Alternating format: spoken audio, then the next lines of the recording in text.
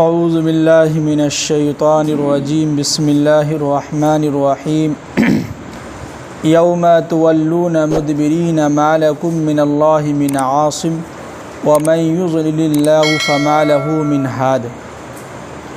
پچھلے آیت میں بات چل رہی تھی کہ جس دن قیامت قائم ہوگی اس دن جو ہے یعنی کہ جو لوگ ایمان لائے تھے وہ لوگ جو ہے کہہ رہے تھے اپنی قوم سے کہ اگر تم ایمان نہیں لاتے ہو تو مجھے ڈر ہے اس دن کا جس دن لوگ جو ہے بھاگنے لگیں گے، لوگ پریشان ہوں گے، چیخ و پکار کریں گے۔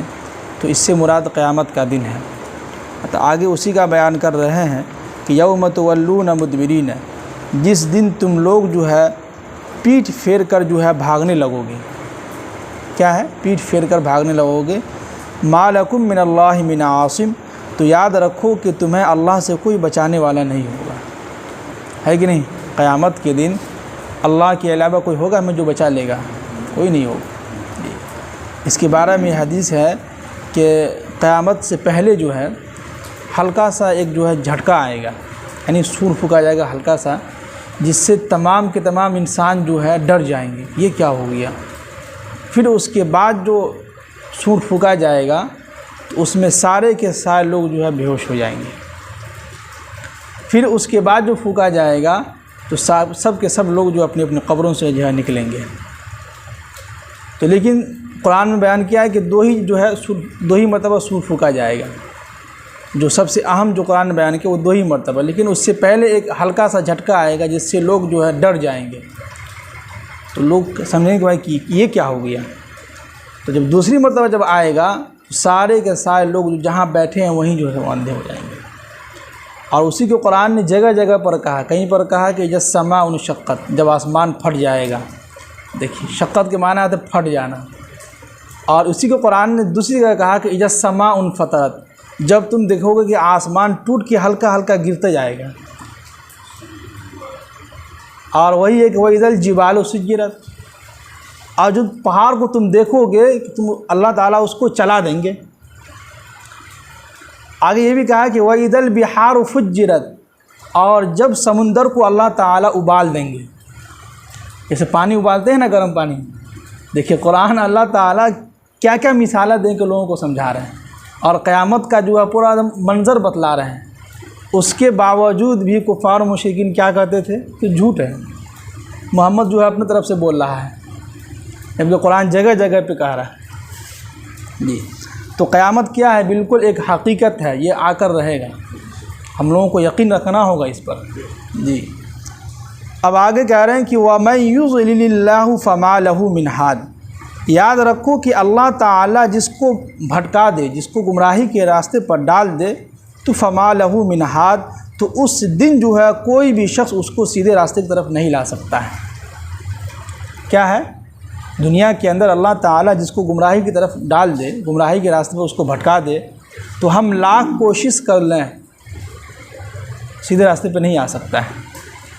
اسی لیے اللہ کے نبی صلی اللہ علیہ وسلم کو آپ لوگ سنتے بھی آئے ہوں گے، جگہ جگہ پہ کہہ رہے ہیں کہ اللہ کے نبی کو کہ آپ گھبرا کیوں رہے ہیں، آپ لوگوں کے پیچھے کیوں لگے ہوئے ہیں۔ اسی لیے قرآن نے جگہ جگہ پہ کہا کہ جب آپ لوگوں کو نصیحت یعنی کہ دعوت و تبلیغ والا کام کر رہے ہیں تو آپ کو اپنے اندر نرمی پیدا کرنا ہوگا۔ دین کے اندر جو ہے بالکل نرمی ہے، کسی کو ہم ہاتھ پکڑ کے زبردستی ایمان میں داخل نہیں کرا سکتے ہیں، کسی کو زبردستی ہاتھ پکڑ کے جو ہے نماز کے لیے نہیں لا سکتے ہیں۔ یہ تو اللہ ہی ہے جو ہدایت دے گا تو وہ آئے گا۔ اللہ نے ہم لوگوں کو ہدایت دیا ہے، محبت بھری نگاہوں سے دیکھا ہے، پوری بستی میں سب لوگ ہیں، گھر کے اندر ہے، سب لوگوں کو جو ہے اذان کی آواز سنائی دی ہوگی، ایسی تو بات نہیں ہے، سب کو سنا دیا ہوگا، لیکن اللہ نے جس کو ہدایت دیا ہے چند لوگ آ گئے ہیں۔ تو یہی تھا، کسی کو ہم زبردستی لا بھی نہیں سکتے ہیں، ہے کہ نہیں؟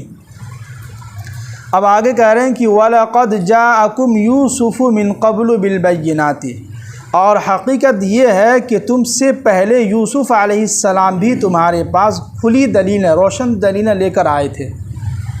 تو یہاں پر جو ہے فرعون کے جو قوم تھے قبطی، تو یہ قبطی جو ہے یوسف علیہ السلام کے زمانے میں بھی تھا، تو اس زمانے میں بھی یوسف علیہ السلام اپنے قوم کو سمجھایا تھا، یہ لوگ جو ہے انکار کر دیے تھے، تو وہی قبطی جو ہے فرعون کے قوم میں سے بھی تھا۔ تو ان کی طرف مخاطب ہو کر کہہ رہے ہیں کہ تمہارے پاس جو ہے اس سے پہلے یوسف علیہ السلام بھی آئے تھے، روشن دلیلیں لے کر، پیغمبر تھے، نبی تھے، لیکن تم نے کیا کیا کہ فما زلتم فی شک مما جاءکم بہ، ان کے لائے ہوئے دین کو، ان کے لائے ہوئے باتوں کو جو انہوں نے دعوت دیا تھا، تم ان کی باتوں میں جو ہے شک میں رہے۔ کس میں رہے؟ شک میں۔ کچھ لوگ ہوتے ہیں کہ شک میں رہتے ہیں، پتہ نہیں یہ کام صحیح میں ہوا ہے کہ نہیں ہوا ہے، دین کی باتوں میں، دین کے جو ہے کام میں۔ تو وہی وہ لوگ جو ہے اللہ کے نبی صلی اللہ علیہ وسلم یوسف علیہ السلام جب ان کے پاس آئے، روشن دلیلیں لے کے، کھلی کی واضح جو ہے نشانیاں لے کر آئے، تو یہ لوگ جو ہے شک میں تھے کہ پتہ نہیں یوسف جو ہے صحیح کہہ رہا ہے کہ غلط کہہ رہا ہے، واقعی میں نبی ہے کہ نہیں ہے۔ اب آگے دیکھیں کیا کہتا ہے۔ اب آگے کہہ رہے ہیں کہ حتیٰ اذا ہلک، جب یوسف علیہ السلام وفات ہو گئے، انتقال کر چکے، تو قلتم لن یبعث اللہ من بعدہ رسولا، ان لوگوں نے یہ کہا کہ اب مجھے لگتا ہے کہ اس کے بعد جو ہے کوئی نبی ہمارے درمیان نہیں آئے گا، یہ ان لوگوں نے کہا۔ یعنی جب یوسف علیہ السلام انتقال ہو گئے تو تمام لوگ خوشی منانے لگے، قبطی لوگ، اچھا ہوا چلو یوسف علیہ السلام چلے گئے۔ اب ان لوگوں نے یہ کہا کہ اب ہمیں ایسا لگتا ہے کہ اللہ تعالی ہمارے درمیان ایسے انسان کو نہیں بھیجے گا۔ اب یہ لوگ یہ سوچ رہے تھے جی۔ اب آگے فرمائے کہ کذالک یضل اللہ من هو مسرف مرتاب، تو یاد رکھو کہ اسی طرح اللہ تعالیٰ اس شخص کو جو حد سے زیادہ گزر جاتا ہے، اس کو جو ہے سمجھے کہ گمراہی کے راستے پہ ڈال دیتا ہے، اور مرتاب جو شکی ہوتے ہیں ان کو بھی جو ہے گمراہی کے راستے پہ ڈال دیتا ہے۔ اب یہاں پہ ایک چیز یاد رکھیے گا، شک کی بیماری بہت خراب ہوتی ہے۔ کیا ہے؟ شک کی جو بیماری بہت خراب ہوتی ہے۔ کسی انسان کو جو ہے نماز میں شک ہو جاتا ہے، پتہ نہیں 3 رکعت ہوئے کہ 4 رکعت ہوئے، پریشان رہتا ہے، شیطان اس کو شک میں ڈال دیتا ہے۔ کبھی کبھی ایسا تھا کسی کو جو ہے پیشاب جو قطرہ جو آتا ہے گرتا بھی نہیں، لیکن شک میں رہتا، پتہ نہیں کیا ہوا نہیں ہوا۔ تو یہ شک کی بیماری بہت خراب چیز ہے۔ اب آگے کہہ رہے ہیں کہ الذین یجادلون فی آیات اللہ بغیر سلطان اتاہم، اور اس شخص کے پاس اللہ کی آیتیں جو آئے بغیر جو ہے اللہ کی آیتوں میں جو ہے آپس میں لڑتے رہتے ہیں، جھگڑتے رہتے ہیں۔ یعنی ان کے پاس واضح نشانی یا اللہ کی کوئی آیت پہنچی بھی نہیں ہے، کوئی علم نہیں ہے، لیکن اس کے باوجود بھی آپس میں لڑ رہے ہیں۔ علم کچھ بھی نہیں ہے، لیکن جھٹوں کا جو آپس میں جو ہے غصہ آیا آپس میں لڑ رہے ہیں۔ تو ہمیں یہ بھی نہیں کرنا ہے۔ اگر آپ کوئی کسی چیز کوئی مسئلہ معلوم نہ ہو تو آپ صاف کہہ دیں کہ بھائی ہم کو نہیں معلوم ہے، آپ کسی عالم دین سے پوچھ لیجیے۔ جیسے ہم سے بھی کئی لوگ پوچھتے رہتے ہیں، تو ہم صاف کہہ دیکھیے کہ اس کے بارے میں ہمارا کوئی مطالعہ نہیں ہے، آپ کسی اور سے پوچھ لیجیے۔ کچھ دیر کے لیے تو وہ کہتا ہے کہ پتہ نہیں کہا کہ عالم ہے، اس کو کچھ معلوم ہی نہیں ہے۔ کچھ دیر آپ کو جو ہے ایسا لگے گا، لیکن یہ الفاظ جو آپ کہنے جا رہے ہیں کہ بھائی ہمیں کچھ نہیں معلوم ہے، آپ کسی اور سے پوچھ لیجئے، یہ آپ کے علم میں اور اضافہ کرے گا۔ کیوں؟ اس لیے کہ آپ کی خواہش ہوگی کہ ہم تھوڑا مطالعہ کریں، تھوڑا معلوم کریں کیا حقیقت نہیں ہے۔ لیکن اگر آپ کو معلوم نہیں ہے اور جو ہے بول دیے اپنی طرف سے، تو اگر یہ صحیح ہوا تو ٹھیک ہے، اگر غلط ہو گیا، اگر وہ عمل کر لیتا ہے تو سارا گناہ آپ کے اوپر آئے گا۔ اس لیے اللہ کے نبی کے قرآن میں یہی کہتا ہے کہ جب تک تمہیں صحیح علم نہ ہو کسی چیز کے بارے میں، قرآن کی آیت ہو یا حدیث کا ہو یا کوئی مسئلہ مسائل ہو، آپ صاف کہہ دیں کہ بھائی ہمیں نہیں معلوم ہے، آپ کسی اچھے عالم دین سے پوچھ لیجیے۔ یہ ہو گیا۔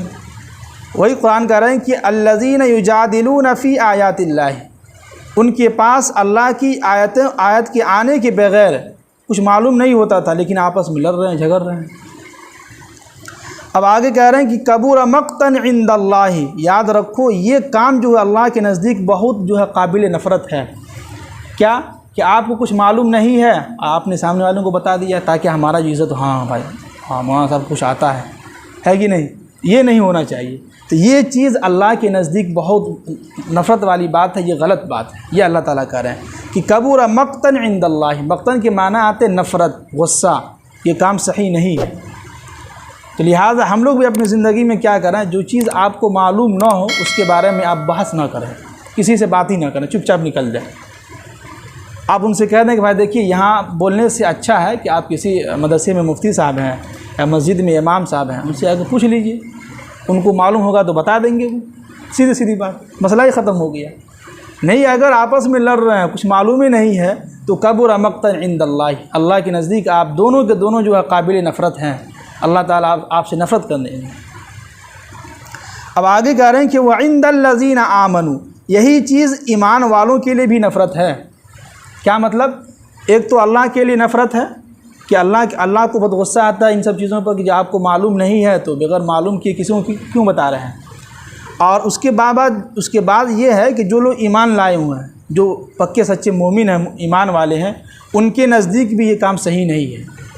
کیوں؟ اس لیے کہ وہ بھی یہ سمجھے کہ بھائی جب ہم کو معلوم ہی نہیں ہے تو ہم کیوں بتائیں دوسروں کو، یہ بات ہے۔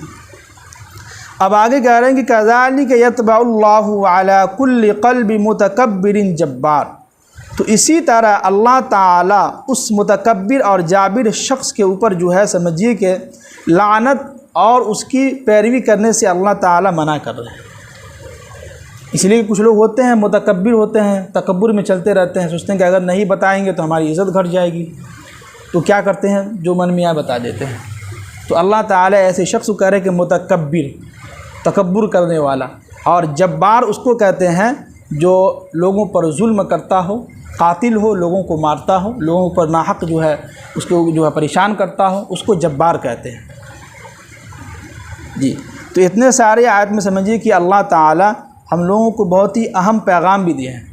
اس میں سب سے اہم جو پوائنٹ کی بات ہمیں جو سمجھ میں آئی وہ یہ کہ دین کے معاملے میں آپ کو اگر معلوم ہے تو لوگوں کو بتلا دیجیے، اگر نہیں معلوم ہے تو آپ فوراً کہیے کہ بھائی کسی اچھے عالم دین سے آپ پوچھ لیجیے دین کے معاملے میں، ہے کہ نہیں؟